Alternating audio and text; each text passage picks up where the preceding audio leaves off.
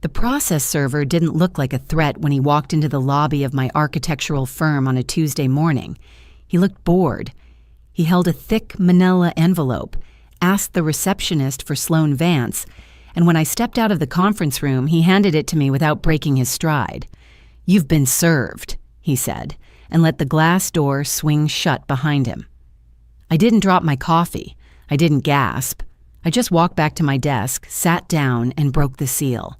Because when your parents have spent your entire adult life treating your independence like a personal insult, you learn to open envelopes carefully. The header on the first page was printed in bold, heavy ink, "Petition for appointment of emergency conservator." My stomach tightened, but my hands stayed perfectly still. I read the petitioner line. Arthur and Helen Vance, my parents. And beneath their names, the reason they were asking a judge to strip away my legal rights, my financial autonomy, and my ability to make my own decisions. Grounds for emergency appointment, severe psychological instability, and incapacity to manage personal and financial affairs. I blinked once, slow, staring at the word incapacity. I run a commercial design firm. I manage payroll for 12 people. I pay my taxes early. But the petition didn't care about my reality. It cared about a story. And attached to the back of the petition was the weapon they were using to tell it. Exhibit A, Comprehensive Psychiatric Evaluation. I flipped to it. It was 6 pages long, printed on official-looking letterhead from a place called the Oakwood Behavioral Clinic. It had my full name, my date of birth, my social security number, and it detailed a complete mental collapse. According to this document, I was suffering from aggressive paranoia, erratic financial behavior, and severe delusions. It claimed I was a danger to my own estate and completely unfit to hold assets. At the bottom of the last page was a signature in thick blue ink, followed by a medical license number and a stamp. Dr. Eris Thorne, Chief of Psychiatry. I stared at the signature, feeling the air in my office turn freezing cold. I had never stepped foot inside the Oakwood Behavioral Clinic. I had never met a Dr. Eris Thorne. But to a judge reading this on a Tuesday morning, I was already a ghost. I was a patient who needed a guardian. And I knew exactly why they needed me to be a patient this week. Because this Friday was my 35th birthday. When, according to my grandfather's trust, my 35th birthday was the exact day the generation-skipping trust he left me dropped its oversight restrictions and transferred fully into my name. 7 figures, liquid, mine. Unless, of course, a judge declared me legally incompetent before Friday. If that happened, the money wouldn't go to me. It would be routed directly to the accounts of my court-appointed conservators, Arthur and Helen Vance. Most people would have picked up the phone right then and screamed at their parents. They would have demanded answers. They would have cried. But crying is exactly what people who file fake psychiatric evaluations want you to do, because it makes you look like the diagnosis they just bought. So I didn't call them. When I picked up my desk phone and called the one person whose job was to protect the paper trail, my trust administrator at Sterling Fiduciary Services. "Sterling Fiduciary, this is Marcus," a calm voice answered. "Marcus, it's Sloane Vance," I said. My voice was completely flat. "I need you to place an emergency administrative hold on my trust account, right now." I heard the click of his keyboard. "Sloane, is everything okay?" "No," I replied. "My parents just filed an ex parte petition for conservatorship using a forged medical evaluation. They are going to try to intercept the transfer on Friday." Marcus stopped typing.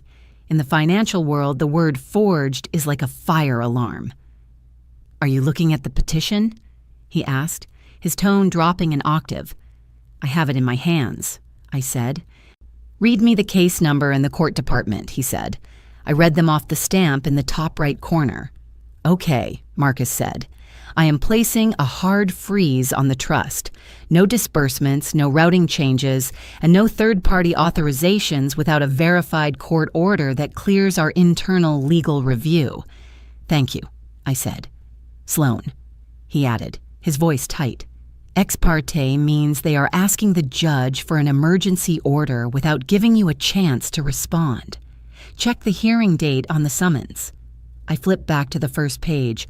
My pulse hit my throat. "It's today," I said, "at 2 o'clock. They had served me at 10 in the morning for a hearing at 2. They wanted me to panic, show up unrepresented, and look like a lunatic in front of a judge who was already holding a piece of paper that said I was crazy.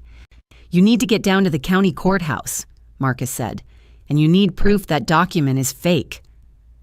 "I'm getting it," I said, and hung up. I didn't have time to hire a litigator. I had barely 3 hours. But my parents made one massive miscalculation when they decided to use a fake medical document to steal my life. They forgot that medical records leave digital footprints. I opened my laptop, typed the name Oakwood Behavioral Clinic into the search bar, and found their primary contact number. I didn't call the front desk. I navigated to their compliance and records department. A woman named Diane answered. "Medical records." "Hi, Diane," I said smoothly, matching her administrative tone. "My name is Sloane Vance. I need to verify a document that was allegedly issued by your clinic." "We can't release patient records without a signed HIPAA release," she said automatically. "I'm not asking you to release anything," I replied. "I'm looking at an evaluation that has my name on it, signed by a Dr. Eris Thorne. I need to know if this clinic uses electronic verification codes on its outgoing psychiatric reports." Diane paused. "Yes, all our official reports have a barcode and a 12-digit verification ID printed at the bottom margin. It ties back to our internal portal." I looked at the 6-page document in my hand. I checked the bottom margin of page 1. Nothing. Page 2. Nothing. Page 6, right below the signature. Just blank white space. "Diane," I said quietly, "does Dr. Will Eris Thorne ever issue evaluations without that verification ID?" There was a long silence on the line. Then Diane said something that made the trap my parents built suddenly look like a cage with their own names on it. "Ma'am," she said, her voice dropping into total confusion, "Dr. Eris Thorne hasn't issued an evaluation for anyone in 3 years." I stared at the thick blue signature on the page. "Why?" I asked. "Because Dr. Thorne passed away in 2023, she said. My hands went completely cold, but my mind snapped into absolute focus. My parents hadn't just bought a fake evaluation. They had bought it from someone who didn't know the doctor they were impersonating was dead. I looked at the clock. It was noon. I had 2 hours to let my parents walk into a courtroom and present a dead man's signature to a judge. I didn't hang up the phone. I sat at my desk, listening to the faint hum of the clinic's hold music bleeding through the line, and I let the reality of Diane's words settle over me like a sheet of ice. My parents hadn't just paid someone to lie. They had paid someone who was sloppy. And in the legal system, sloppy is a gift. "Diane," I said, my voice perfectly level, stripping away any trace of panic, "I need you to do exactly what I'm about to ask because someone is using your clinic's letterhead and your deceased chief of psychiatry's name to commit fraud in a county court at 2 o'clock today." The line went dead quiet. When Diane spoke again, her administrative tone was completely gone, replaced by the sharp, self-preserving alertness of someone who suddenly realized they were standing near a legal fire. "Oh, what do you need?" she asked. "I need an email," I said, "from your official Oakwood behavioral domain. I need you to state that your clinic requires a 12-digit electronic verification ID on all official evaluations, and I need you to state the exact date of Dr. Eris Thorne's passing." Diane hesitated. "I can't confirm patient status without—" "I'm not a patient," I interrupted, calm but immovable, "and I'm not asking for medical records. I am asking you to verify your own corporate policy and the employment status of a doctor who has been dead for 3 years. If you don't send it, my next call is to the police to report identity theft using your clinic's credentials." That was the lever. Because institutions will always protect themselves first. "Give me your email address," she said quietly. 3 minutes later, my inbox chimed. The sender was d.miller@oakwoodbehavioral.com. The text was brief, factual, and devastating. It confirmed the 12-digit protocol. It confirmed Dr. Thorne's date of death as October 12th, 2023. I didn't smile. I just hit print. But one email wasn't enough to collapse a conservatorship hearing. Judges like layers of proof. So I opened a new tab and went to the State Medical Board's public registry. I typed in Eris Thorne. His license profile loaded. Status, inactive. Reason, deceased. I hit print again. The printer in the corner of my office hummed and spat out the 2 pieces of paper. They were thin, boring, and completely devoid of emotion. They were beautiful. I took the forged 6-page psychiatric evaluation, placed it in a manila folder, and slid my 2 printed pages right behind it. I didn't call a lawyer. When I didn't have the time to sit in an office and convince a stranger that I wasn't crazy. When a judge is holding a piece of paper that says you are severely delusional, hiring a lawyer at the last second just makes you look like a frantic patient resisting care. I didn't need a lawyer to argue my sanity. I just needed the record to prove the lie. At 1:15, I walked into the county courthouse. The building smelled like floor wax and old anxiety. The fluorescent lights buzzed overhead, casting pale shadows on the people lining up at the metal detectors. I put my bag on the belt. I kept my folder in my hand. When I stepped off the elevator onto the 3rd floor, I saw them immediately. My parents. They were sitting on a wooden bench outside Department 4. My mother, Helen, was wearing a conservative gray cardigan. When holding a tissue in her hand like a prop, she was waiting to deploy. My father, Arthur, sat next to her, checking his watch with the stiff, annoyed posture of a man who was irritated that stealing his daughter's trust fund was taking up his Tuesday afternoon. Standing in front of them was a man in a tailored navy suit, holding a thick leather binder. Their attorney. The moment my mother saw me walking down the hallway, her face contorted into a mask of deep, agonizing tragedy. She stood up, taking a tentative step forward. "Sloane," she whispered, her voice trembling loudly enough for the bailiff by the door to hear. "Oh, sweetheart, we're just trying to get you help." I didn't slow my pace. I didn't flinch. I stopped exactly 3 feet away from her and looked directly into her eyes. There were no tears, just a dry, desperate performance. "And don't touch me," I said, my voice quiet enough that only the 4 of us could hear it. My father stood up, his jaw tight. "You are sick, Sloane," he said, using his deep, authoritative voice, the one he always used when he wanted to shrink me down to size. "You're not thinking clearly. You're paranoid. This is for your own good before Friday." Before Friday. He couldn't even help himself. He had to mention the deadline. The attorney stepped between us, raising his hands in a practiced gesture of false peace. "Ms. Vance," he said smoothly, "I am Davis Gable. I represent your parents. This doesn't have to be contentious. If you consent to the emergency temporary order today, we can arrange for private care. We don't need to drag your condition through the public record." He looked at me with the soft, "and attached to your petition before you filed it." I looked at his leather binder, then back at his face. "Mr. Gable," I said calmly, "did you verify the exhibits attached to your petition before you filed them with the clerk this morning?" Gable's patronizing smile faltered for a fraction of a second. "The medical evaluation is comprehensive and signed by the chief of psychiatry," he said smoothly. "I suggest you let us help you."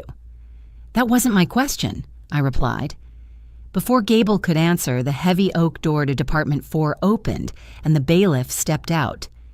"Matter of the conservatorship of Sloane Vance," he called out. My mother dabbed her dry eyes with her tissue. My father adjusted his tie like he was walking into a board meeting. Gable gestured toward the door, confidently leading the way to his victory. I followed them inside, my hands down at my sides, my folder tucked under my arm, feeling my pulse steady into a cold, rhythmic beat, because they thought they were walking into a medical intervention. They didn't know they were walking into a fraud trap. The courtroom was empty, except for the court staff. Judge Caldwell sat at the bench. He was an older man with wire-rimmed glasses and a face that looked exhausted by family drama. He watched us take our seats, Gable and my parents at the petitioner's table, me alone at the respondent's table. Caldwell opened the file in front of him. He read in silence for a long moment, and when he finally looked up, his eyes landed on me. It was the worst look a judge can give you, pity. He had read the fake evaluation, and he believed it. "Miss Vance," Judge Caldwell said, his tone gentle, treating me like I was made of glass. "I see you are unrepresented today. This is an ex parte petition for an emergency conservatorship. Your parents are alleging that you are in an acute psychiatric crisis and are incapable of managing your financial affairs, specifically a significant trust distribution scheduled for this Friday." "I understand the nature of the petition, Your Honor," I said. Gable stood up immediately, projecting his voice to fill the room. "Your Honor, if I may," Gable said, "the situation is dire. We have attached Exhibit A, a comprehensive evaluation from the Oakwood Behavioral Clinic, signed by Dr. Eris Thorne. It details severe paranoia and erratic behavior. The respondent is a danger to her own estate. We are simply asking for temporary control to protect her assets from her own delusions." My mother let out a soft, rehearsed sob. Judge Caldwell nodded slowly, looking back at the petition. "The medical documentation is extensive, Ms. Vance," the judge said, holding up the forged 6-page report, "and the diagnosis is severe. Do you have any response to this evaluation before I rule on the temporary order?" I stood up. I didn't look at my parents. I didn't look at Gable. I looked straight at Judge Caldwell, and I picked up my thin manila folder. "I do have a response, Your Honor," I said, my voice echoing clearly in the quiet room. "I respectfully request that the court deny the petition and refer the petitioners to the district attorney for filing fraudulent documents." Gable let out a sharp, dismissive laugh. "Your Honor—" Please," Gable interrupted. "This is exactly the paranoia detailed in the report. She believes everyone is conspiring against her." Judge Caldwell frowned, his patience thinning. "Ms. Vance, accusing your family of fraud without evidence is not going to help your case." "I am not making an accusation without evidence, Your Honor," I said, pulling the 2 pieces of paper from my folder. "I am making a factual statement about Exhibit A." I stepped out from behind the table and walked toward the clerk, handing over my documents. "Exhibit A is a forgery," I said, keeping my voice entirely flat. Gable sighed dramatically. "Your Honor—" "Mr. Gable, let her finish," the judge warned, though he still looked at me with tired skepticism.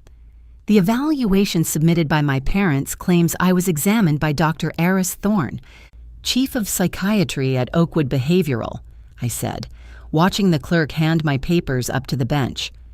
"That is correct," Gable said proudly. "The problem, Your Honor," I continued, "is that Dr. Eris Thorne did not write that report."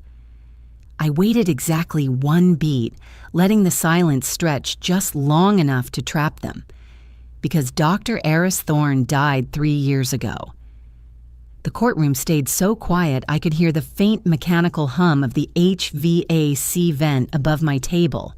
Judge Caldwell didn't gasp. Judges don't gasp. They freeze. He placed my 2 sheets of paper flat on his heavy wooden bench, right next to the 6-page forgery my parents had paid for. He looked at the state medical board printout. He read the status lines silently. Deceased, October 12th, 2023. Then he looked at the email from Diane at Oakwood Behavioral. And when he finally looked up, the pity in his eyes was completely gone. It was replaced by the cold, heavy stare of a judge who had just realized his courtroom was being used to launder a felony. "Mr. Gable," Judge Caldwell said, his voice terrifyingly quiet. The attorney stepped forward, his practiced confidence instantly evaporating. "Your Honor? Did your office subpoena this medical evaluation directly from the clinic?" the judge asked. Gable's eyes darted to the papers on the bench, then to me, then back to the judge. He was a professional litigator.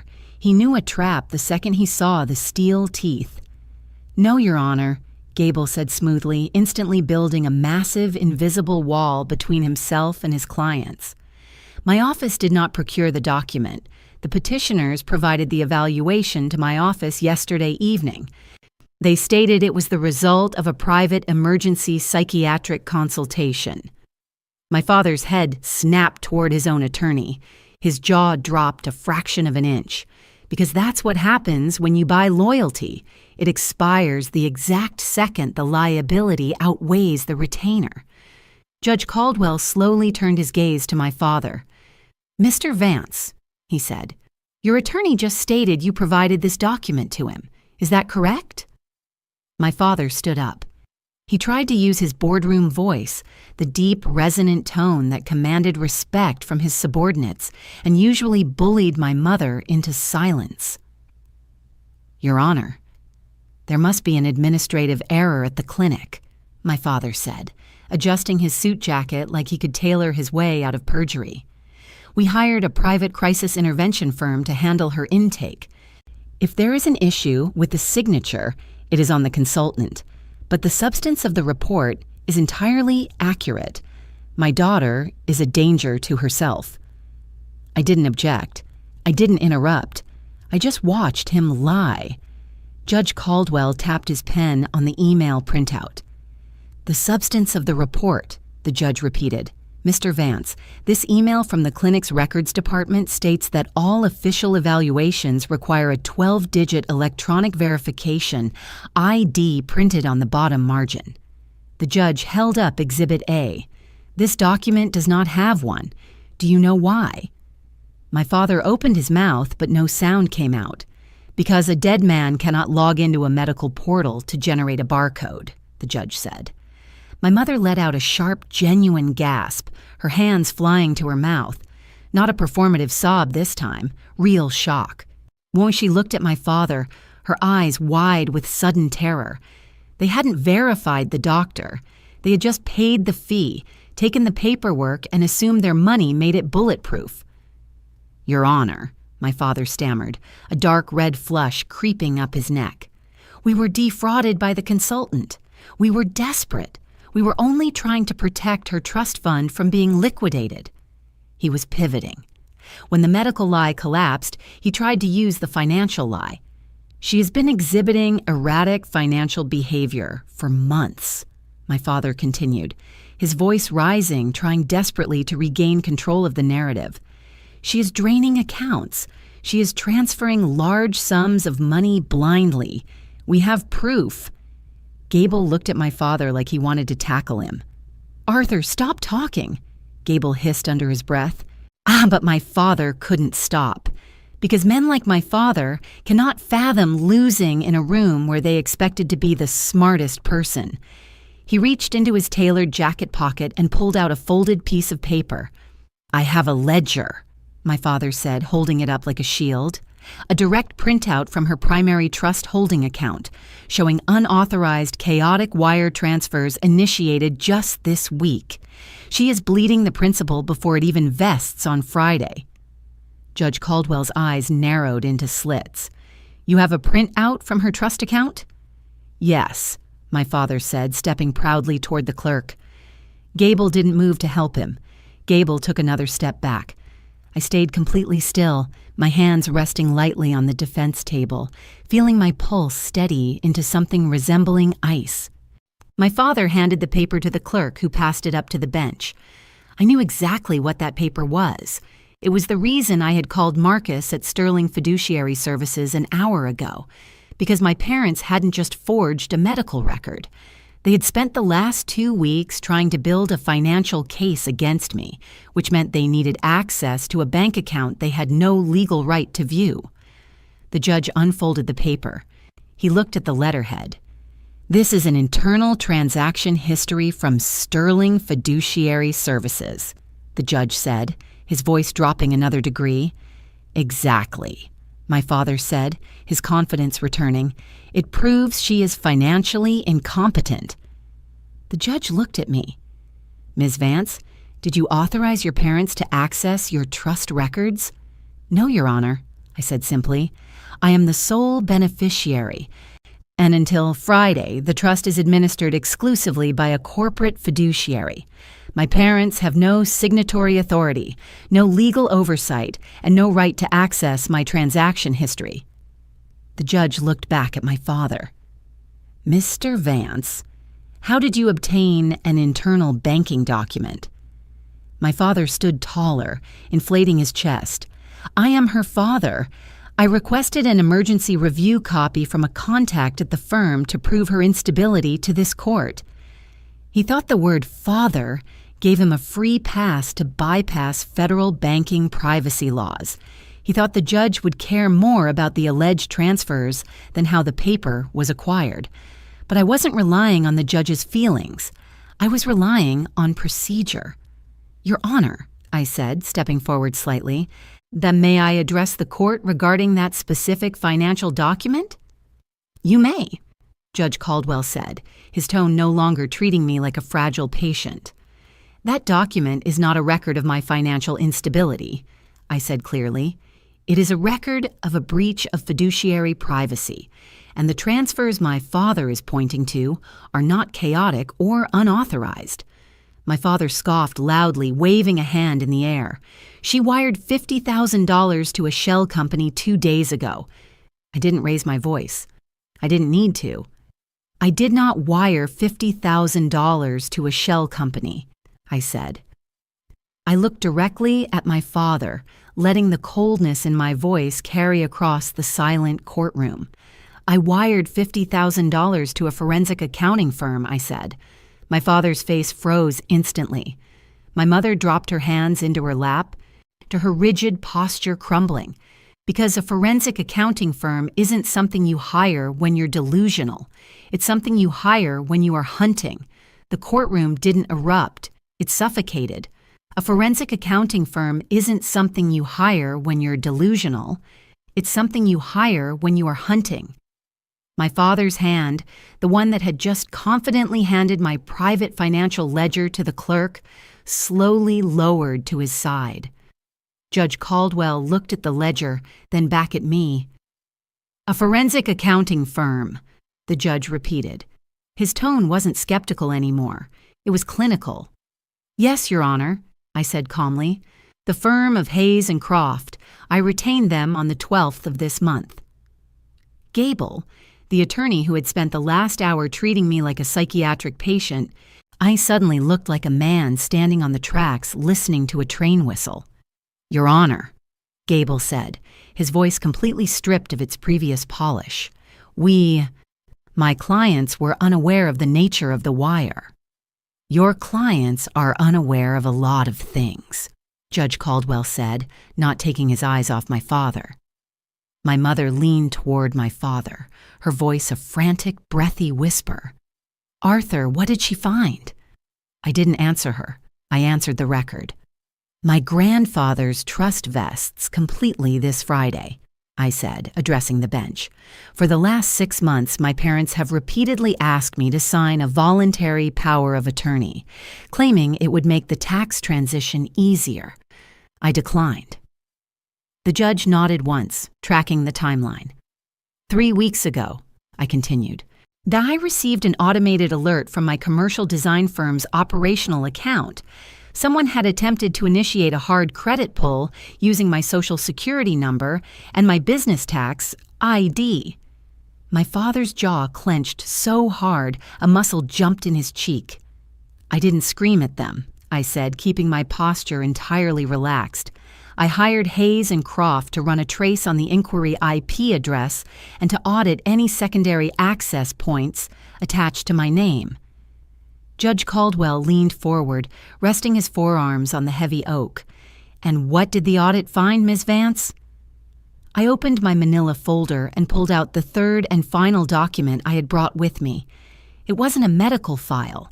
It wasn't a bank ledger. It was an engagement summary from my accountants, printed on crisp, watermarked paper. The audit found that the IP address used to run the unauthorized credit check belonged to a router registered to my father's home office, I said. And it found something else. I handed the summary to the clerk. It found that someone had been quietly attempting to change the mailing address on my Sterling Fiduciary Trust profile. My mother squeezed her eyes shut. My father took a half step toward the bench, his boardroom mask completely shattering into panic. "She's lying!" my father snapped, his voice loud and hollow. "That's a fabrication.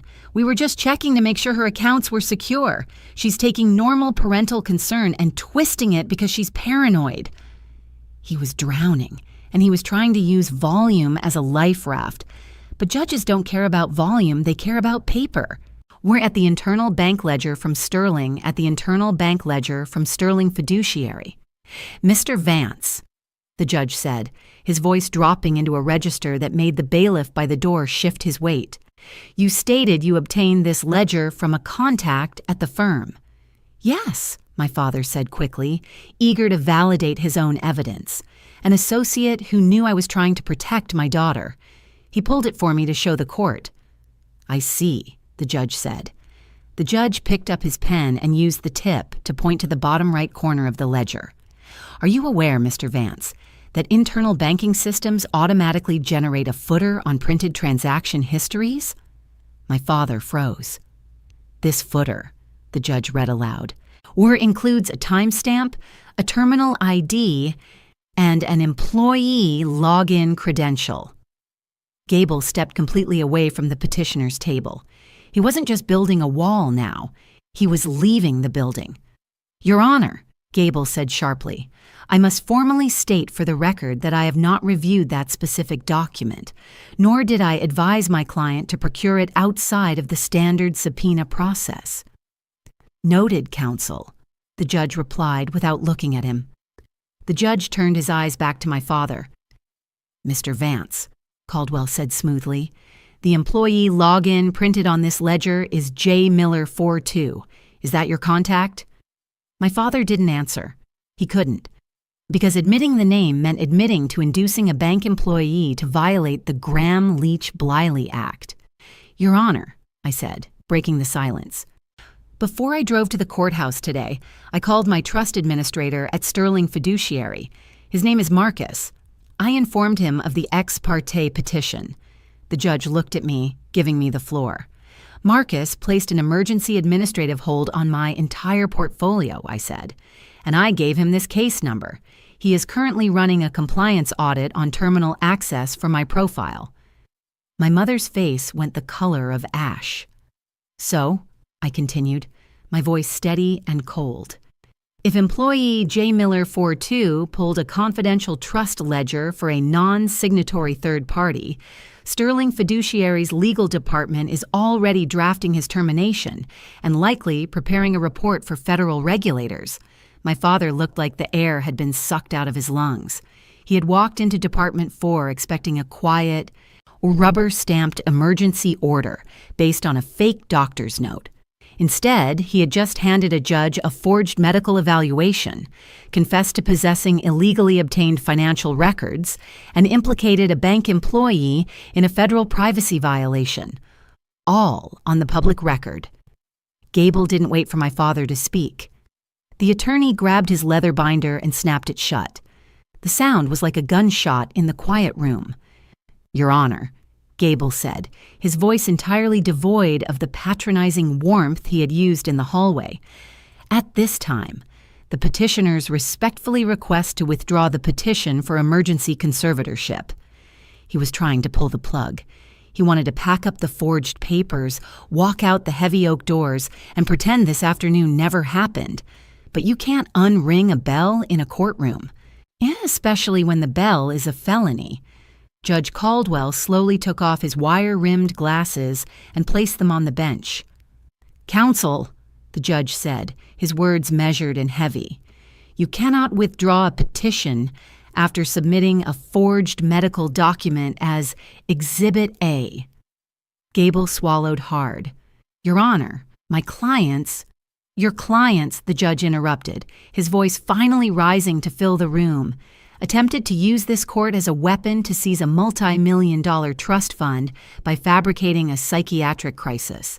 They presented the signature of a deceased physician. They submitted illegally obtained banking records, and they expected me to sign an order stripping a competent woman of her legal rights based on those lies." My mother started to cry. Real, ugly tears.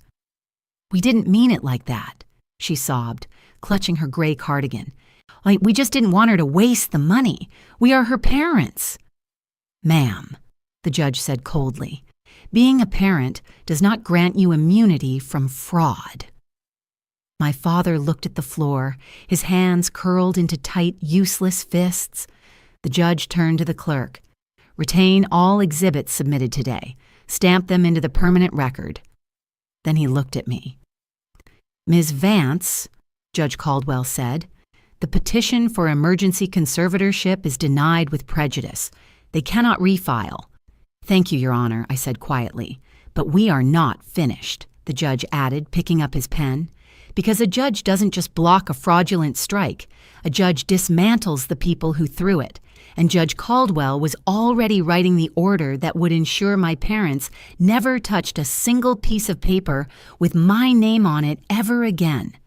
Judge Caldwell didn't just deny the petition, he dismantled their future access to me. He looked at my parents, who were now sitting in terrified silence, and began issuing orders that would become permanent public record. I am referring Exhibit A, the fraudulent psychiatric evaluation, to the District Attorney's Office for investigation into forgery, perjury, and filing a false document in a legal proceeding," Caldwell said. My mother let out a strangled sob. "Furthermore," the judge continued, ignoring her, "I am issuing a permanent protective order. Arthur and Helen Vance, you are prohibited from contacting Sloane Vance, her employer, her banking institutions, or any medical professionals acting on her behalf." My father stared at the heavy wooden table. The boardroom executive was gone, and he was just a man who had gambled with his daughter's life and lost his own reputation in the process.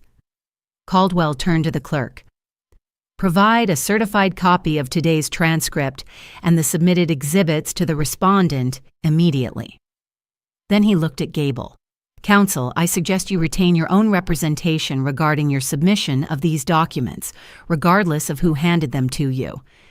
Gable nodded stiffly, his face pale. "Understood, Your Honor." The gavel hit the sound block. "Court is adjourned." I didn't wait for my parents to try and speak to me. I didn't need their apologies because I knew they weren't sorry for what they did. They were only sorry they got caught. I stood up, took my certified copies from the clerk, and walked out of the courtroom. The heavy oak doors closed behind me, sealing them inside with the mess they had made. By the time I reached my car, my phone was ringing. It was Marcus from Sterling Fiduciary. "Sloane," he said, his voice completely professional but carrying a sharp edge of internal corporate panic. "We completed the terminal audit." "And?" I asked, though I already knew the answer. "Employee J. Miller 42 accessed your account outside of standard workflow," Marcus confirmed. "He has been escorted from the building by security. Legal has frozen his credentials, and we are self-reporting the GLBA privacy violation to federal regulators. We are also preparing a formal cease and desist against your father." I started my engine. "Keep the administrative hold on my account until midnight on Thursday," I said. "Drop it the second my birthday begins." "Understood," Marcus replied. "Happy early birthday, Sloane." When Friday morning arrived, I didn't wake up to a surprise intervention. I didn't wake up in a clinic. I woke up in my own house, poured a cup of coffee, and opened my laptop. I logged into my Sterling Fiduciary portal. The dashboard loaded. The restrictions were gone. The oversight tags were removed. The trust had vested completely. It was 7 figures, liquid, and securely under my sole Social Security number, protected by dual-factor authentication that my parents could never bypass. They didn't call to wish me a happy birthday. They couldn't. The protective order made sure of that. Instead, they spent my 35th birthday sitting in a lawyer's office, a criminal defense lawyer this time, trying to figure out how to avoid indictment for the forged medical record and the illegal banking ledger. My father's contact at the bank was facing federal charges. The private crisis consultant they claimed to have hired evaporated into thin air the moment the DA started looking for invoices. They thought they could use a fake diagnosis to rewrite my reality, but they forgot that while stories can be manipulated, the record is absolute, and the record doesn't care who your parents are. A few weeks later, my forensic accountants completed their deep dive audit. They found 3 other minor attempts my father had made to reroute tax documents over the past year, all of which were added to the DA's growing file. My firm had its best quarter yet, and I transferred my entire portfolio to a new, highly secure private wealth management team that requires in-person biometric verification for any changes.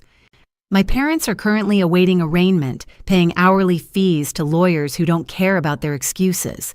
If your family tried to use a fake medical document to take control of your life, would you confront them privately, or would you let them walk straight into a courtroom trap like I did? Let me know in the comments. If you enjoyed this story, drop a like, subscribe, and I'll see you in the next video.